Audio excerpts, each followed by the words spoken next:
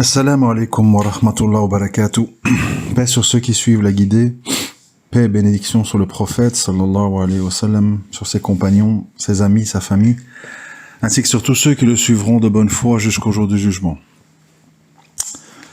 Alors, je poursuis, on va dire, encadré par certaines réactions que je reçois en privé, que je pourrais résumer à, pour la faire courte, beaucoup d'entre vous, surtout, celles qui l'expriment, c'est surtout des femmes, mais il y a beaucoup d'hommes aussi.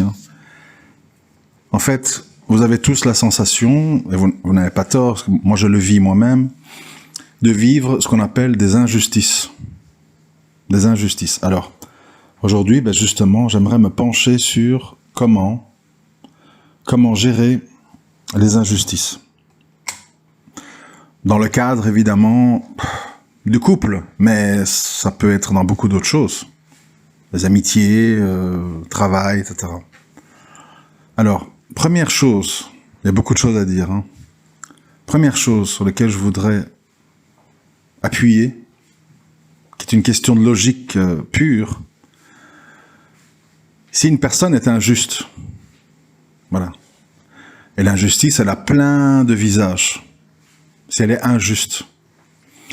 Et être injuste, faut comprendre ce que ça veut dire, parce que pour beaucoup de gens, c'est abstrait, en fait. On a l'impression que, finalement, tout le monde est injuste. C'est pas vrai. Il y a des gens qui font des erreurs, il y a des gens qui sont maladroits, il y a des gens qui font des injustices, ou, enfin, en tout cas, des choses que vous pouvez ressentir comme des injustices. Peut-être qu'elles ne le sont pas pour lui ou pour elle. Mais, il y a des variantes. C'est-à-dire qu'il y a des gens, quand ils ont fait une erreur, quand ils vous ont fait subir une injustice, ils se rattrapent. Vous voyez, ils se rattrapent. Je m'excuse, je sais pas ce qui m'a pris, ça se reproduira plus, ça m'est venu comme ça, j'aurais pas dû dire ça. Vous voyez le genre d'attitude, c'est-à-dire, c'est très différent. Quelqu'un qui commet des maladresses ou des injustices et qui ne s'enorgueillit pas et qui revient dessus et qui dit, etc., etc., de quelqu'un, en fait, qui... Non, il dit, mais non, il n'y a pas d'injustice. C'est toi l'injuste. Et chapeau à moi, le truc que j'ai déjà lu, chapeau à moi d'avoir supporté ça autant d'années. Donc toi, en fait, les bras t'en tombent. Tu dis, attends, j'ai subi ça, une liste interminable. Et l'autre me dit, chapeau à moi d'avoir... Tu dis, en fait, non seulement il est injuste, mais en plus, en fait, il est complètement fou, en fait, ou folle. Donc, vous voyez, l'injustice, ça dépend. Je le dis même par rapport à vos parents, par rapport à votre famille. Il faut partir du préalable, l'humain est faible. L'humain est faible, donc ça veut dire que l'humain, même s'il n'est pas mauvais, il fait parfois des choix, ou il pose parfois des actes qui peuvent être injustes, oui. Mais ce qui compte, c'est pas l'injustice. Rappelez-vous, Allah, il a créé les êtres humains, pas pour qu'on soit rectiligne comme les anges. C'est-à-dire, il sait qu'on aura des faiblesses, il sait qu'on va faire des péchés, il sait qu'on va être ingrat, qu'on va être injuste, qu'on va trouver comme normal le fait qu'on a des yeux, des mains, la bouche, les oreilles. C'est que c'est dû, oui, alors quoi? Alors que vous voyez bien, il suffit qu'on ait une oreille bouchée ou notre bras qui est endormi parce qu'on a dormi dessus et on est tout perdu, en fait. Le moindre petit virus, le moindre petite diarrhée, les gens sont désemparés. Courent chez le médecin et prennent des médicaments. Bon. Donc nous sommes très très peu de choses. Mais, Shaitan se joue de nous et on s'enorgueillit. Et on oublie tous les bienfaits en disant, ouais, mais ça c'est normal, qu'est-ce qu'il y a, tu vois? Et donc, ça fait partie du jeu, entre guillemets. Le fait qu'on va faire des péchés, qu'on va être injuste, qu'on va faire des maladresses, non seulement vis-à-vis de notre Créateur, mais vis-à-vis de nos proches, nos parents, nos enfants, notre mari, notre femme. Ça, il faut partir du postulat de départ que ça va arriver. Oui, vous pensez que ça va pas vous arriver parce que vous êtes dans les feux de l'amour. Non, lui ou elle, c'est la femme de ma vie, tout va aller comme sur des roulettes, il me comprend parfaitement. Et puis un jour, au bout de 3 mois, 6 mois, arrive une incompréhension, un malentendu, une réaction disproportionnée, et boum, tout s'effondre. Alors, comme j'ai dit, il faut partir du postulat que l'humain est faible. Votre père est faible, votre mère est faible, vos enfants sont faibles, votre mari est faible, votre femme est faible. Tout le monde est faible, mais il y a ceux qui essayent de bien faire. Voilà. C'est-à-dire qu'il y a des gens qui font des erreurs, puis qui, au bout d'un certain temps, le plus court c'est le mieux, bien évidemment, en fait se repentent. Se repentent, ça veut dire, comme moi, j'aime pas dire moi, mais enfin, c'est pour donner des exemples. Moi, j'ai commis des injustices avec, injustice, oui, on va l'appeler comme ça. Hein. En tout cas, ça a été vécu comme des injustices par rapport à certains de mes enfants. Mais à un moment donné, dès que j'ai pu, quelle est la première chose que j'ai faite? Je leur ai demandé pardon. J'ai dit pardon, j'ai pas eu le choix. Je me suis mis dans une situation très compliquée, dans laquelle j'ai dû faire des choix douloureux. Ça m'a fait mal. Je sais que vous en avez souffert, mais sachez que je le regrette. Et je vous demande pardon. C'est important, c'est très important. Parce que vous savez, on peut vous avoir fait des choses terribles. Quand vous ressentez une vraie demande de pardon de quelqu'un, ça diminue quand même fortement la haine qu'on peut ressentir. Bon, chez les meilleurs d'entre nous, ça va l'effacer. Ceux qui ont le cœur le plus tendre, etc. Mais au moins, chez ceux qui n'y arrivent pas, ça va atténuer. Ça va atténuer parce qu'on va dire, bon, il ou elle m'a fait ça, mais je vois bien en fait qu'il s'enorgueillit pas, qu'il regrette, il s'est mis dans une situation où il n'a pas pu faire autrement, et bon, je comprends mieux. Bon, vous voyez, ça peut atténuer la chose. Parce que comprendre, plus avoir une demande de pardon, ça atténue beaucoup les choses. Même des choses graves. Je prends un exemple pour nous mettre en situation, tu vois. Tu as un enfant que tu aimes, que tu éduques, il a 6-7 ans, imaginez-vous, hein, votre petite fille, votre petit garçon. Bon. Il joue sur la route avec son vélo, sur le trottoir, quelqu'un qui arrive en voiture à toute vitesse, qui regarde son téléphone, il roule sur le trottoir, boum. Et votre fille se retrouve paralysée, morte, blessée gravement. Terrible, hein? Mettez-vous en situation.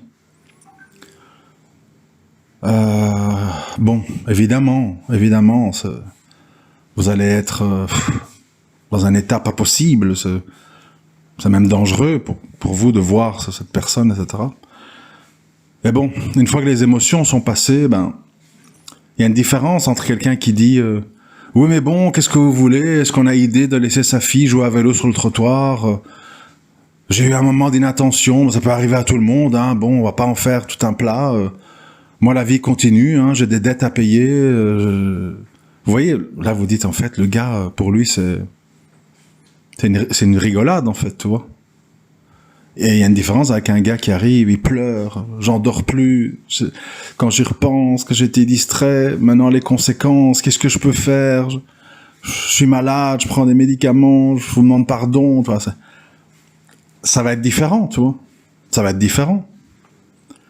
Le mal, il est fait, il est là, mais comment il va être vécu, ça sera différent, au vu de la réaction du coupable.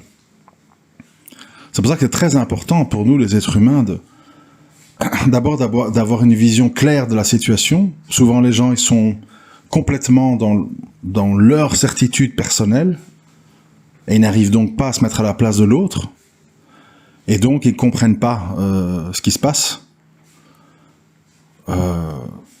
Mais, une fois qu'on a fait un examen neutre, posé et approfondi de la situation, et qu'on a vraiment subi une injustice qu'on ne méritait pas, disproportionnée, etc., on est en droit de demander à Allah justice. C'est normal. Si votre père, votre mère, ou un proche vous a fait du mal, et qui ne se repent pas, qui ne revient pas vers vous, qui ne demande pas pardon, qui n'essaye pas de réparer, vous êtes en droit de demander à Allah justice. Et cette demande, pour moi, elle est presque obligatoire, parce que finalement, un ou une injuste, si Allah il les freine pas en fait, à travers les épreuves, etc., ces gens vont continuer leurs méfaits avec d'autres personnes, des nouveaux innocents, des nouveaux enfants, et ça continue en fait. Donc c'est très important de réclamer à Allah justice, non seulement pour vous, mais surtout pour que la personne ne puisse pas continuer impunément à faire le mal. C'est important. Je vous l'ai toujours dit, c'est important d'empêcher un musulman ou un être humain quelconque de faire le mal. Il faut. Si vous ne pouvez pas le faire vous-même parce que ceci, parce que cela, réclamez justice à Allah. Il faut le faire pour le bien de tous. Et surtout des futurs innocents qui seront abusés, manipulés pour vous, parce que vous avez subi un préjudice et il n'y a pas eu de châtiment. Donc il faut réclamer justice. Alors ensuite, bon, j'ai conscience, à nouveau parce que je suis passé par là, donc je me mets à votre place, j'arrive à comprendre. Il faut avoir conscience que quand on vit un mal, une injustice, etc., Allah il donne des portes de sortie. Allah il donne des solutions. Reste à savoir si on les prend ou pas. Parce qu'il y a beaucoup de gens, en fait, qui sont dans une situation de souffrance. Je vous passe les détails des messages que je reçois de gens, en gros, qui se plaignent de leur mari, de leur famille, de leur femme, etc. Mais dans ce genre de situation, en fait, il n'y a pas 36 000 solutions. Honnêtement. Soit vous arrivez à établir une communication dans laquelle vous vous exprimez et vous dites ce qui ne va pas et qui doit changer, et vous êtes aussi prêt à entendre l'autre qui va vous dire qu'est-ce qui ne va pas, qui doit changer, puisque dans la vie, tout est un peu dans les deux sens. Mais si cette communication est refusée, n'est pas possible, est rejetée, qu'est-ce qu'on fait en fait? Qu'est-ce qu'on va faire? Tout le monde sait qu'un mal qu'on subit longtemps dans le temps, sans qu'il y ait une soupape de sécurité, ça se termine pas bien. Ça va se terminer en drame, ça va se terminer en tromperie, ça va se terminer en mensonge, ça va se terminer en grande dispute, avec des graves conséquences. C'est pas souhaitable, parce que nous sommes faibles et on peut pas comme ça endurer des situations irrespirables pendant des siècles. Il y a un temps pour la patience, et puis il y a un temps pour les solutions. Alors les solutions, en fait, dans la vie, c'est... Il faut savoir ce qu'on veut, il faut savoir ce qu'on ne veut pas. Alors bien sûr, c'est toujours compliqué, surtout dans les questions de couple, parce qu'il y a les questions d'enfants. Et donc on dit, la vie avec cet homme ne m'est plus possible, la vie avec cette femme ne m'est plus possible, mais qu'est-ce qu'on fait par rapport aux enfants? Et là, c'est vrai que ce sont des questions délicates. Mais à nouveau, il faut s'extraire et dire, bon, ces enfants, comme je les vois là, en sachant qui je suis, en sachant qu'il ou elle est, l'autre, qu'est-ce qui est le mieux pour eux, en fait? Être au milieu d'un couple dysfonctionnel, où en fait, il y en a un des deux qui ne veut faire aucun effort, qui se laisse aller, et l'autre qui encaisse, qui endure, jusqu'au moment où quelque chose de dramatique va se passer. Bon. Donc déterminer les culpabilités, mais clairement en ayant fait un examen de conscience personnelle, et puis il faut prendre une décision. Il faut prendre une décision douloureuse, délicate, mais il faut la prendre. Il faut la prendre parce que si vous la prenez pas, vous allez dans une situation de pourrissement. Et le pourrissement, c'est jamais bon. Il faut savoir, c'est mathématique, que quand ça ne va pas avec un homme ou une femme et que s'ensuit des disputes, des éloignements, la fin des rapports intimes, etc., les choses vont pas aller en s'arrangeant. C'est normal. Plus il y a de la distance entre les gens, plus il y a des mots lourds, et plus il n'y a pas de ce qu'on appelle la paix sur l'oreiller, ben plus ça va aller dans le mauvais sens, inévitablement. Donc à ce moment-là, en fait, il faut, sans avoir de crise de culpabilité, parce que ça, c'était un problème avec les gens empathiques, c'est qu'on culpabilise même quand on n'a pas lieu de culpabiliser. C'est une tournure d'esprit, hein, malheureusement, qui est très dure, parce que c'est une nature, mais il y a des fois où ça devient un poison, en fait, quand il n'y a pas lieu de se sentir coupable. Il faut à un moment donné se faire violence, ne fût-ce que pour les enfants, par exemple. Parce que les enfants n'ont pas à endurer ce genre de situation, de dégradation, de pourrissement, qui va les affecter, qui vont faire qu'ils auront des retards scolaires, qu'ils seront bagarreurs, qui vont être nerveux, qui vont être capricieux. Parce qu'un enfant, il ressent tout ça. Un enfant est une éponge qui absorbe. Donc à un moment donné, il faut sauver ce qui peut être sauvé. Et qu'est-ce qui peut être sauvé dans ce genre d'histoire? Votre équilibre mental, très important, parce que si vous le perdez, tout s'écroule. Et là, on termine avec des affaires d'enfants placés, etc. Donc votre équilibre mental, c'est-à-dire si vous sentez que si vous allez plus loin, vous allez perdre votre équilibre mental, c'est un signal d'alarme. Parce que si ça arrive, c'est la catastrophe générale.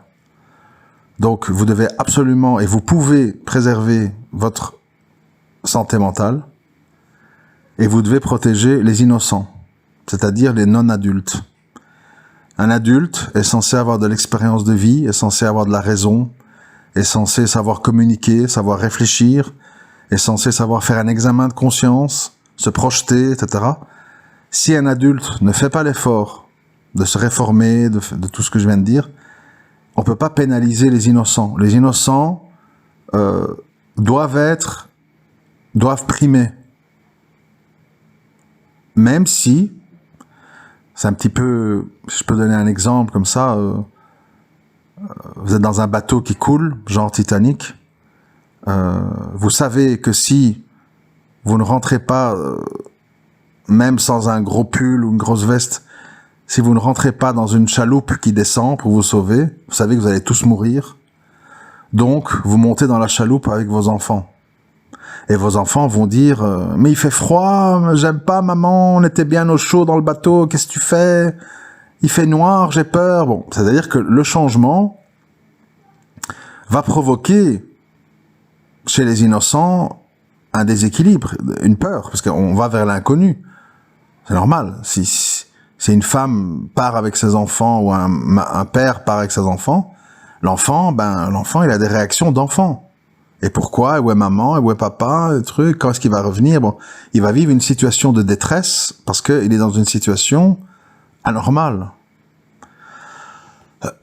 Mais c'est parfois le prix à payer pour se sauver. Ça passe par un moment de crise, un moment où il faut endurer, il faut accepter, il faut supporter d'assister à la souffrance de ses enfants. Ou s'il n'y a pas d'enfant, la souffrance de votre culpabilité. Oui, mais c'est quand même ma mère, c'est quand même mon père. C'est pas bien. Oui, mais en face de toi, tu es un monstre. Un monstre qui ne te fera pas de cadeau, en fait. Et donc, à un moment donné, ne pas te sauver, ça devient une injustice que tu fais à toi-même. C'est une injustice de ne pas se sauver. Si tu as une place dans une chaloupe et tu restes dans le Titanic, c'est une injustice que tu fais à toi-même. Parce que tu avais une porte de sortie, tu l'as pas prise et tu te laisses mourir. Donc tu as été injuste envers les possibilités qu'Allah t'a données pour te sauver. Donc il faut pas tout mélanger, vous voyez, la culpabilité, l'injustice, oui mais quand même, c'est mon mari, c'est ma femme, c'est mon père, c'est ma mère. Il faut surtout voir la gravité de la situation concernant je répète, votre santé, votre équilibre, votre santé mentale et les innocents, c'est-à-dire les enfants. Le reste, ça compte pas, vous savez. Le reste, bon, les gens, ça va, ça vient, je t'aime plus, reviens ma fille, je te pardonne. Bon, les choses sont comme ça un peu fluctuantes. Et même des gens, ils essayent de tout bien faire et ils sont quand même punis, donc bon. Mais il faut savoir que si vous ne protégez pas les innocents et si vous perdez votre santé mentale, c'est la fin de tout, en fait. Et donc ça, c'est le pire du pire. Et il faut vous empêcher d'aller vers le pire du pire. Ceci étant dit, il est illusoire de réclamer justice chez quelqu'un qui est injuste. C'est comme dire à Shaitan, reconnais que tu devais obéir à Allah quand il t'a dit de te prosterner devant l'humain. Il peut pas le faire. Parce c'est par orgueil qu'il a pas fait. Donc maintenant, il est dans une logique de justification de pourquoi il s'est pas prosterné. Il se justifie. Et il veut t'amener avec lui en enfer. Parce qu'il sait qu'il y va. Mais il dit, j'irai pas seul. Vous savez, c'est un peu, on voit ça dans des films, hein. Quelqu'un, il sait qu'il est cerné par la police, qu'il va mourir, ou être emprisonné à vie. Et il se dit, bon, si je dois mourir, ben moi je tire dans le tas, j'en tue un maximum avec moi. C'est-à-dire, c'est le sommet de la folie, en fait, de l'orgueil, qui consiste à croire que ta peine sera moins lourde et plus agréable parce que tu emmènes d'autres gens injustement dans ta chute. Mais voilà, l'orgueil, ça rend fou, hein. C'est pas un scoop. Donc, si vous avez vraiment la conviction que vous êtes face à quelqu'un de totalement injuste, père, mère, mari, femme, machin, n'attendez pas de cette personne de la justice. Par définition, c'est une injuste. Comment voulez-vous qu'il ou elle soit juste? Il n'en est pas capable. Donc vous attendez quelque chose d'impossible. Comme si vous dites, je voudrais trouver une forêt et une grosse pluie en plein désert. C'est illusoire. C'est une perte de temps, perte d'espoir, etc. Donc, parlons court, parlons clairement et bien. Quand on vit une injustice profonde, grave, sans repentir, sans remise en question, de manière répétée, constante, etc., et qu'on n'arrive pas à communiquer avec la personne pour l'expliquer, parce que ouais, mais c'est toi le malade, ou c'est toi l'injuste, bon voilà. Il faut à ce moment-là être d'une extrême froideur, d'une extrême lucidité, et être extrêmement méfiant vis-à-vis de nos émotions en tout genre. Il faut poser une décision dans le calme, en disant, bon, me voilà dans telle situation. Je vis quelque chose de manière répétée, de totalement injuste, qui me détruit, petit à petit. Je sens que bientôt, je vais perdre mon équilibre et ma santé mentale. Que dois-je faire? Que dois-je faire face à cette situation? Alors, ce qu'il faut faire, c'est pas dans l'ordre, mais comme je l'ai dit au début de l'audio, il faut réclamer à Allah justice. Ya Allah, rends-moi justice. Il faut, moi, un exercice que je dis beaucoup aux gens de faire, parce que parfois ils se rendent pas compte, hein. J'ai dit ça à mon ex-femme, par exemple.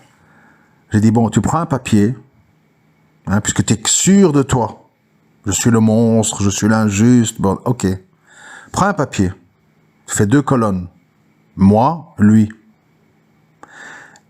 Et tu marques dans ta colonne tous les sacrifices que tu as fait pour moi. Tous les efforts que tu as fait pour moi. Tous les changements dans ta vie que tu as fait pour moi. Tout ce qui t'a coûté, en fait. Du temps, de l'argent, des efforts. Tu mets ça dans ta colonne. Puis tu prends l'autre colonne et tu dis tout ce que lui a fait pour moi. Honnêtement, qu'est-ce qu'il a fait en temps, en argent, en trucs. Quels sont tous les sacrifices qu'il a fait pour moi. C'est un bon exercice parfois pour se rendre compte de la situation. Je lui ai dit, si tu fais ça, tu vas te rendre compte qu'il y a une colonne vide et une colonne remplie. Et ça te permettra de te dire, est-ce que c'est vraiment lui l'injuste? Est-ce que c'est vraiment lui le responsable? Quand je vois cette colonne vide, est-ce que je pense toujours être moi la victime? C'est très important aussi de savoir, parce que tout le monde se sent victime, hein, tout le monde. Vous voyez bien aujourd'hui, tout le monde se plaint. Les hommes, les femmes, oui mais les femmes, oui mais les hommes, truc. Mais fondamentalement, moi c'est ça le travail que j'ai essayé de faire dans ces derniers audios, Qui est vraiment coupable de la situation? Qui est le détonateur? Ben, comme je l'ai dit, c'est ce que je pense.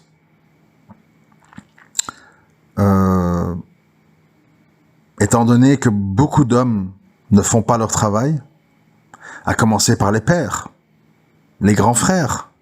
Parce que souvent, vous, en tant que mari, de nouveau, c'est mon cas, quoi. Vous recevez, j'ai envie de dire, un produit fini. Moi, à l'époque, quand je me suis marié avec mon ex-femme, elle avait 28, 29 ans. Elle avait vécu plein de choses. C'était un produit fini. Modelé par des années de vie dans la famille nombreuse, avec un père distant, une mère hystérique, une sœur bipolaire, un mariage malheureux, des hijras ratés, bon. Vous êtes le dernier maillon de la chaîne qui ramasse, en fait, tout pour les autres, qui sont plus là, en fait. Le père n'est plus là, la mère est de son côté, elle fait sa vie. Les ex ont refait leur vie, où ils assument voilà, ce qu'ils sont, ce qu'ils veulent. Et toi, tu ramasses, en fait, une bombe à retardement de quelqu'un qui ne comprend pas, en fait, que un innocent n'a pas à payer pour les gens d'avant. Et puis l'injustice aidant, on peut même arriver au point où la personne se dise les absents, je commence à les angéliser. Finalement, mon père n'était pas si mal. Finalement, mon truc... Et finalement, le plus grave de tout, c'est le type qui me supporte aujourd'hui. Après tous les blessures et toutes les difficultés que je lui impose. Donc c'est très compliqué, vous voyez, parce que les gens ne se rendent même pas compte. Moi, j'ai souvent vu ça dans des rencontres de mariage. Les gens ne se rendent pas compte qu'en fait, ils font peur. Avant de te marier, avant de te marier, t'as peur, en fait. Oui, truc, et machin, et Big Pharma, et mon père, et et mon grand frère, et mon ex-mari, en tout cas, truc. Tu dis, mais moi, je suis... La moindre chose que je vais faire ou dire qui lui fait rappeler ces gens-là, ça sera un déferlement de haine sur moi. C'est malheureusement comme ça. Et donc, on va me dire, ouais, mais c'est paradoxal avec ce que tu dis, machin. Non, pas du tout. Il y a des femmes et des hommes qui ont eu une vie avant vous, qui ont tiré des leçons, qui ont tourné la page, qui ont admis leurs propres erreurs, et qui disent, Qadar Allah, voilà. Ces gens-là n'ont pas à être pénalisés, tu vois. Par contre, les gens qui n'ont pas compris, qui n'ont pas analysé, qui n'ont pas fait d'autocritique, et qui en viennent à être révoltés contre le destin qu'Allah leur a donné, sans en assumer la moindre responsabilité, ça sont des gens à fuir. Car ça sera inévitablement un fiasco retentissant. J'ai rencontré tellement de gens comme ça dans ma vie, hommes et femmes en fait. Quand ils me reparlent de leur enfance, ils la revivent devant vous en fait. Oui, parce que truc, mon père m'enfermait à la cave. Il y a 25 ans, quoi, bon. Voilà, c'est fait. Qu'elle t'apaise, voilà, maintenant. Et tu sens que c'est pas passé, en fait. Et tu te dis, c'est des gens qui ne sont pas aptes à une vie sociale avec d'autres gens, convivre avec d'autres frères ou avec une femme. C'est impossible. Il y a des gens qui sont prisonniers de leur phobie, prisonniers de leur enfance, et ils veulent faire payer quelqu'un de ça. Et ça, c'est dramatique. C'est dramatique parce que ça peut être des gens, je vous l'ai souvent dit, ça peut être des gens, ils prient et tout ce que vous voulez, hein. Mais à l'intérieur, c'est un chantier, quoi. Et là, c'est des missions très, très, très, très périlleuses qui s'achèvent souvent par le fait que le dernier de la liste, celui qui paye pour tous ceux d'avant. Parce que lui, il est devant elle ou devant lui. Donc, on peut. Les autres sont plus là. Ils sont loin, ils font leur vie, ils répondent plus au téléphone. Et il reste qui? Il reste vous. Donc, vous prenez. Donc, souvent, on me demande, mon frère, qu'est-ce que tu en penses? Qu'est-ce que je dois faire? Qu'est-ce que vous voulez que je vous dise? C'est pas ma vie, c'est votre vie. Moi, c'est moi. Moi, j'ai enduré, honnêtement, hein, et les anges ont noté. J'ai enduré des choses que je pense que la plupart des hommes que je connais n'auraient pas enduré plus que quelques mois. Je l'ai enduré des années. Mais ça, c'est moi. Parce que, voilà, j'ai une nature un peu... j'aime pas l'échec, je veux remplir ma mission, je m'avoue pas vaincu, je pense qu'en utilisant une autre méthode, peut-être je vais y arriver, donc j'approfondis et je perds beaucoup de temps, finalement. Mais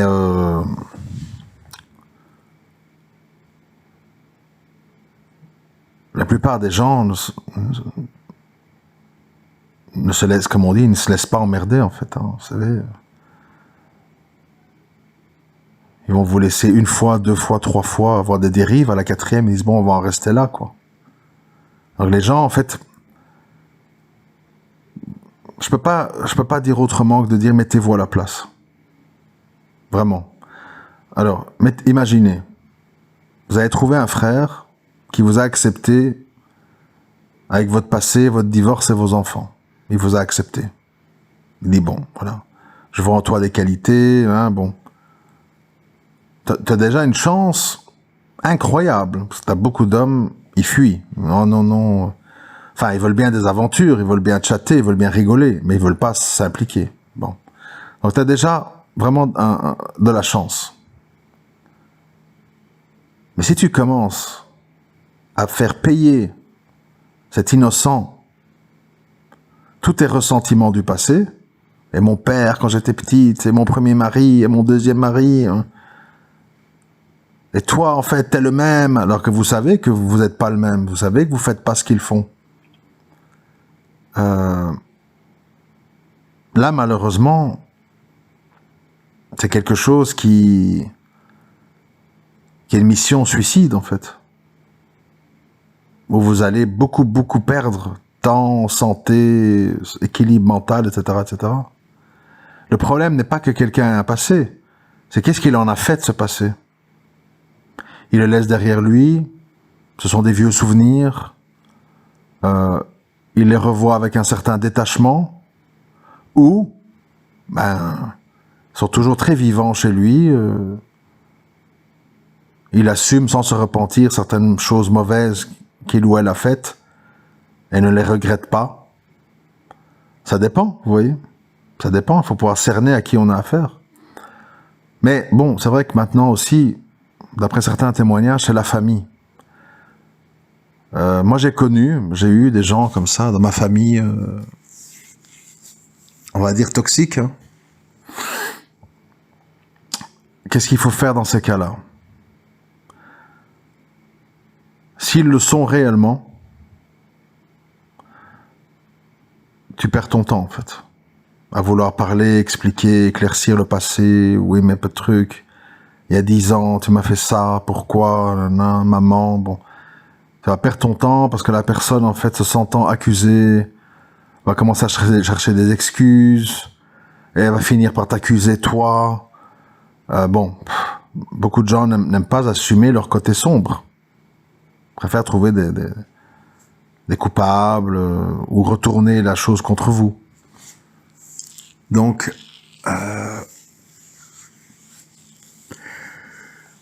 si vous avez la conviction que vos parents, que vos frères et sœurs, que votre mari, que votre femme est quelqu'un de fondamentalement injuste, de viscéralement injuste, la seule chose à faire, c'est de faire votre vie de votre côté,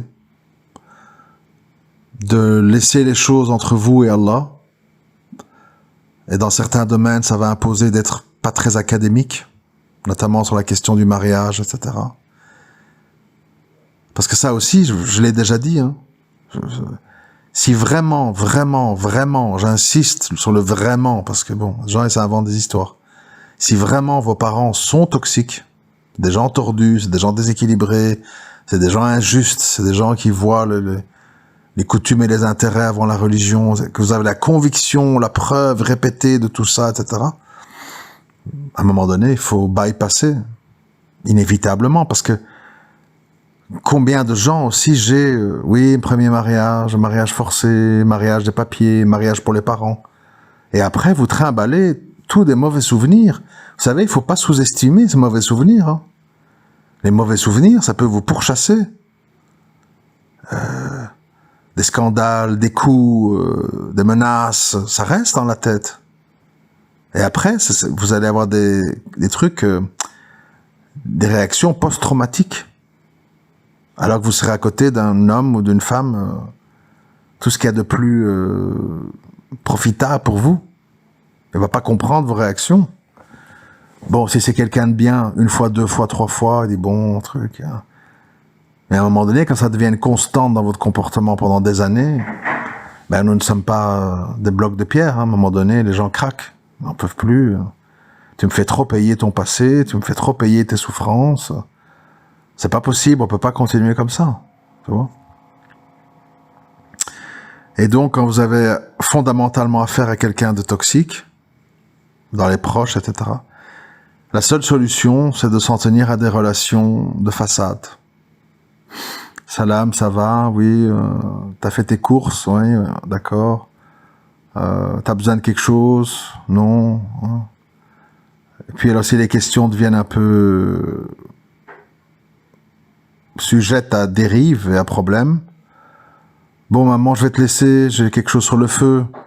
Bon, papa, je vais te laisser, je suis dans un embouteillage, je passe sous un tunnel. Bon, faut fermer, faut arrêter pour éviter des drames, en fait. Et il faut se contenter de relations minimales, ne pas rompre les liens, mais se préserver. Parce que vous savez que cette personne n'hésitera pas à vous achever. Vous savez, moi, quand j'étais naïf, moi, Nia, bon, bref. Je sais plus trop quand, mais j'ai montré à ma mère des photos de mes enfants pour susciter en elle un peu un élan de grand-mère, etc. Bon, un peu, j'espérais, on va dire. Et je me suis retrouvé devant un déluge de haine, enfin pas de haine, mais enfin d'agressivité. Mais quelle idée de faire tous ces enfants, quelle entrave à ta liberté. Ah, moi qui avais rêvé pour toi d'une vie où tu étais libre, tu avais une femme dans chaque pore. Donc en fait, au lieu de l'attendrir, au lieu de « Ah, elle est mignon, train. Envoie-moi de temps en temps des photos, c'est quand même bien de se représenter, ces petits-enfants, tu vois, un truc comme ça, quoi. » Tu te retrouves devant un déluge de feu, en fait. Bam, bam, bam.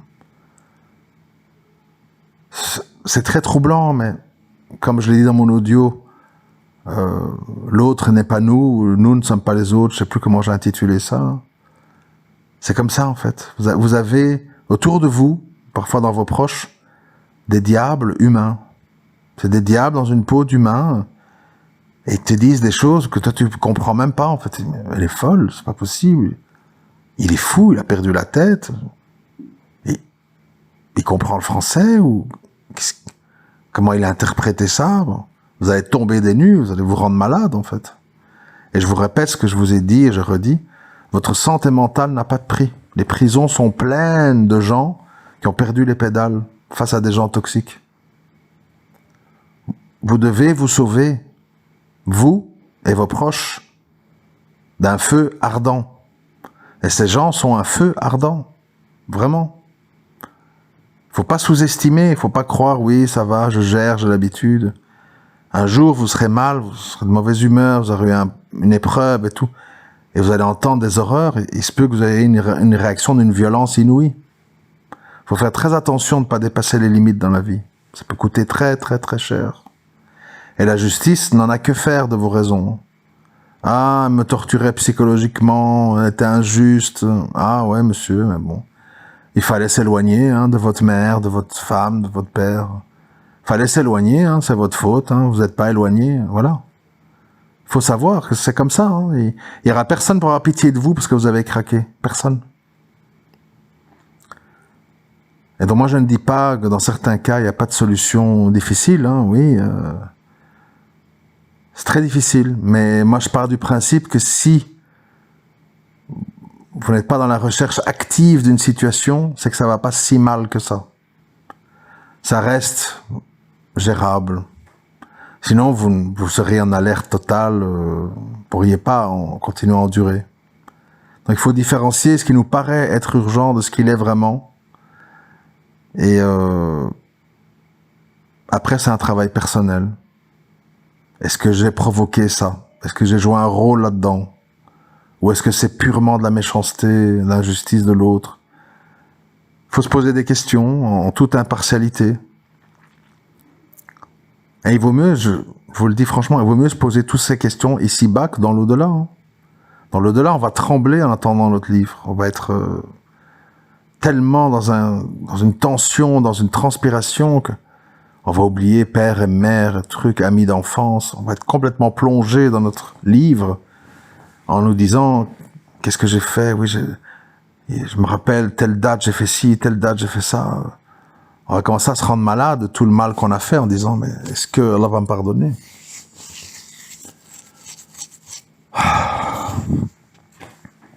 Je sais que pour des gens qui ne sont pas injustes, gérer des injustes, c'est terrible. Parce qu'on doit aller contre nos sens, en fait. Pour nous préserver. C'est très très dur. Aller à rebrousse-poil, c'est très dur dans la vie. Parce qu'on a des natures. Donc quand on doit être contre nature, c'est très très difficile. Mais sachez qu'Allah n'est pas inattentif. Sachez que il vaut mieux payer ici-bas que dans l'au-delà. Et sachez que la vie est un marathon et qu'on peut perdre des courses, mais à la fin rattraper tout le monde. Personne n'est foutu, personne n'est hors jeu, etc. Je sais qu'il y a beaucoup de vidéos qui circulent, sur des critiques par rapport à tous ces sujets, etc., etc. Mais comme on dit, le chien aboie, la caravane passe. Il faut maintenir le cap. Et comme je le dis aussi souvent, les conseilleurs ne sont pas les payeurs.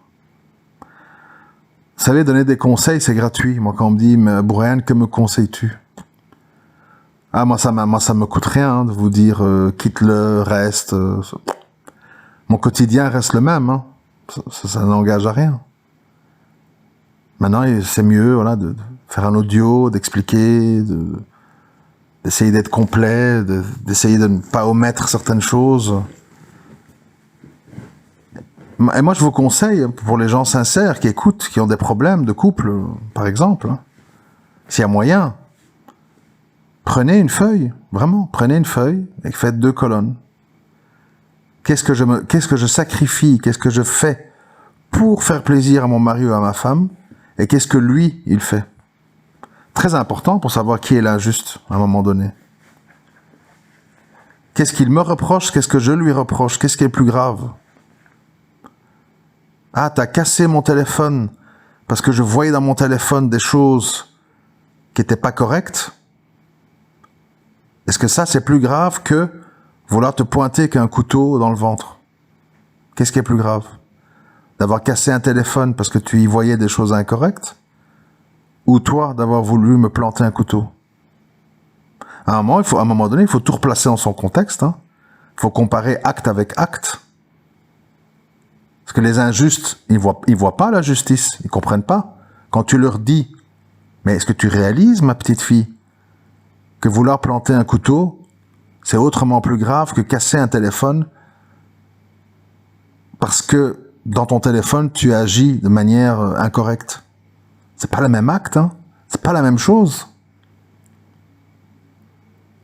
Et le problème, c'est qu'avec un injuste, il n'a pas la capacité cérébrale de comprendre qu'il est un injuste. Il s'auto-convainc qu'il est juste et que vous êtes l'injuste. Et donc, à un moment donné, comment tu mets fin à ça? Tu prends un papier et tu écris. Qu'est-ce que je t'ai fait? Qu'est-ce que tu m'as fait? Et voyons là, dans la balance, qu'est-ce qui est plus lourd? Comme ça, il faut trancher à un moment donné. Hein. Mais ça, c'est quand on peut établir un lien de communication avec l'autre. Si on ne peut pas, vous devez, je répète, sauver votre santé mentale et sauver les innocents, c'est-à-dire les enfants.